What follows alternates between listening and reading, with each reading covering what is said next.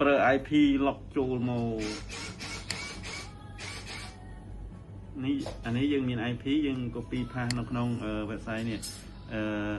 what is my address.com មកយើងផាសចូលនេះដល់មកយើងនឹងឃើញទីតាំងវាអញ្ចឹងទីតាំងយើងមើលនេះ country Thailand ហើយ region ហ្នឹងក្រុងទេពមហា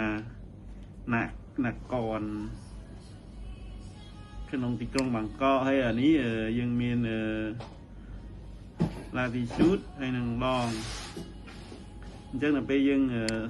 ង search រកទីតាំងគឺយើងយកទាំងពីរហ្នឹងដំបូងយើងយក latitude មកយើងចូលនៅក្នុង Google Map នេះ Google Map ឥឡូវយើងសាកថ្មីម្ដងទៀតទៅរបៀប search យើងចុចនៅលើប្រអប់ search នេះមកយើងផាសណា latitude ដែលយើងបាន copy ពីក្នុងកន្លែងនេះយើង copy រួចបន្ទាប់មកយើងដាក់ long ម្ដង latitude អញ្ចឹងកន្លែងនេះគឺយើងនេះបិទ tape ខ្លះសិនចុះច្រឡំបិទអានឹងបាត់ចូលសារថ្មីចូលសារថ្មី Google Map អូខេឥឡូវយើងចូលសារថ្មីយើង copy កន្លែងlatitude ហើយនៅខាងកន្លែងប្រអប់ search មកហើយបន្ទាប់មកយើងប្រើសញ្ញាបៀដើម្បីដាក់នៅ longitude មួយទៀតហើយលេង copy Ctrl C មកហើយបន្ទាប់មកយើងមកខាងកន្លែងនេះតែមកយើងចុចពាក្យថា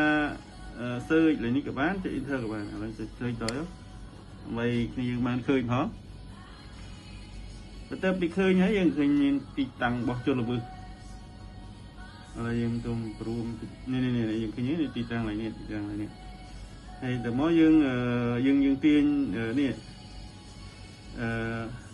Pro Street View Image ហ្នឹងយើងទាញដាក់ចូលមកនេះទីឃើញแบบនេះទីដាក់ត្រូវមកទៅហើយនេះយើងហែនេះសិនមកដើម្បីយើងមើលនេះដល់ហើយទីតាំងតាមចូលមើលកំពុងតែធ្វើសកម្មភាពអូខេចឹងមានតែប៉ុណ្្នឹងឯងរបៀបរកទីតាំងអស់ហើយខ្ញុំសង្ឃឹមថាអ្នកទាំងអស់គ្នា